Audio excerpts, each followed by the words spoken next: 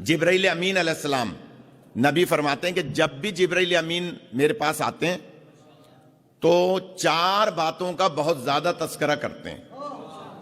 बहुत तबलीगी मजलिस होगी आज, मौजू बन गया। कहा कि 4 बातों का जिब्राइल बहुत ज्यादा तस्करा करते हैं। इतना ज्यादा तस्करा करते हैं कि मुझे लगता है कि ये चारों चीजें जो मुस्तहब हैं ये कहीं वाजिब ना हो जाएं। या अली, यानी इतना तस्करा करते हैं जिब्राइल जब भी आते हैं, मतलब 18,000 दफा है तो 18,000 मर्तबा ये बात की। क्या बात की?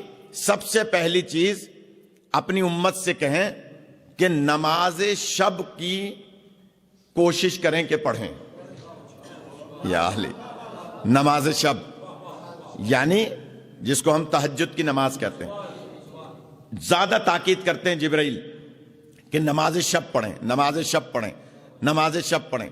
और मैं ये बात बच्चों के लिए अर्ज कर रहा हूं, नौजवानों के लिए, जिसका कोई रोजगार का मसला है वो 40 दिन रेगुलर नमाज शब पढ़ ले। मैं सैयद इस बात की गवाही दे रहा हूं, मेरा तजर्बा है।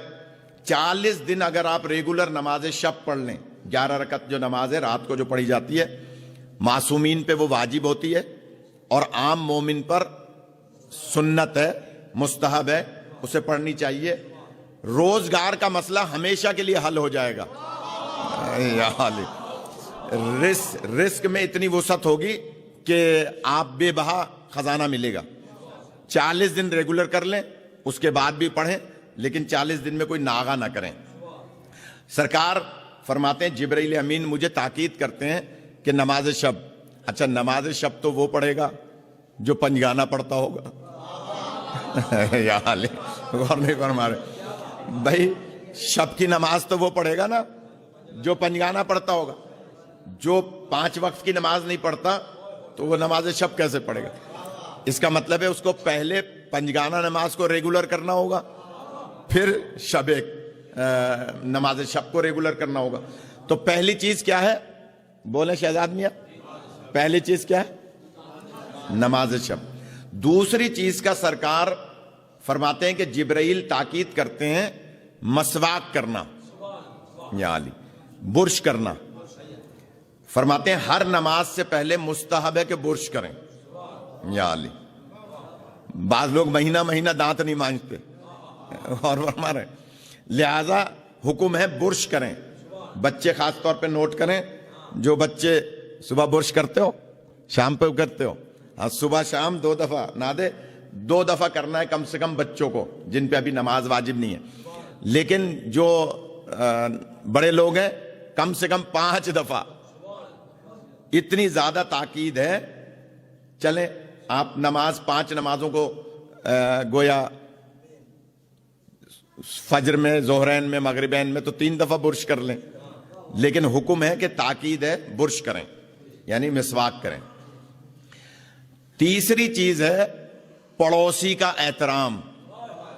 या अली, गौर फरमा रहे, पड़ोसी चाहे आपका काफिर ही क्यों ना हो।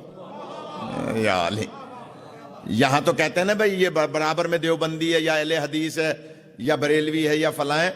नहीं, अगर दीवार से दीवार मिली हुई है, अगर काफिर भी है तो भी उसका एहतराम वाजिब है। या अली, पड़ोसी का एहतराम करें। मेरे ख्याल में आप थक रहे हैं या बोर हो रहे हैं, तो अब क्या करूं, बात आ गई है तो अर्ज करनी है कि पड़ोसी का एहतराम और पड़ोसी के हुकूक। एक जुमला है, सरकार फरमाते हैं कि मुझे ऐसा महसूस हो रहा था कि बार बार जिब्राइल कह रहे हैं पड़ोसी का हुकूक, पड़ोसी के हुकूक, पड़ोसी के हुकूक। नबी फरमाते हैं मुझे ये महसूस होने लगा कि कहीं अल्लाह पड़ोसी को दूसरे पड़ोसी की जायदाद में तो हिस्सेदार नहीं बना रहा। यानी इतना ज्यादा पड़ोसी का हुकूक। अब जरा दिल थाम के बैठें जो बीवी से लड़ते हैं। नबी फरमाते हैं चौथी बात, 3 बातें हो गई, मैं इसमें 1 घंटा सर्फ कर सकता था तीनों बातों में। इसमें इतनी तशरीहात हैं। पड़ोसी के हुकूक में मसवाक के फायदे क्या हैं, इसके नुकसानात क्या हैं न करने के, इसी तरह से नमाज शब के फायदे क्या हैं, नुकसानात क्या हैं। मैं पूरा 1 घंटा 2 घंटा बोल सकता था, लेकिन मुझे आगे जाना है, बहुत कुछ पढ़ना है। کہ جناب تیسری چیز ہے پڑوسی کا احترام، چوتھی چیز نبی فرماتے ہیں جبرائیل جب آتے ہیں مجھ سے کہتے ہیں کہ اپنی امت سے کہو کہ اپنی بیوی کا احترام کریں. یا غور فرما رہے ہیں. اب خاموشی تو شرط ہے، کیونکہ ہمارے ہاں تو ماحول ہی نہیں ہے. ہمارے ہاں تو گھر میں داخل ہوتے بیوی کو جاہل کہتے ہیں. یا ذرا سی بات ہوتی ہے، ذرا سا کوئی سالن میں نمک تیز ہو گیا تو کہا تم تو جاہل ہو. ذرا سا کھانا پکانے میں دیر ہو گئی، حالانکہ کھانا پکانا شریعت میں بیوی کی ذمہ داری نہیں ہے. یا غور فرما رہے ہیں.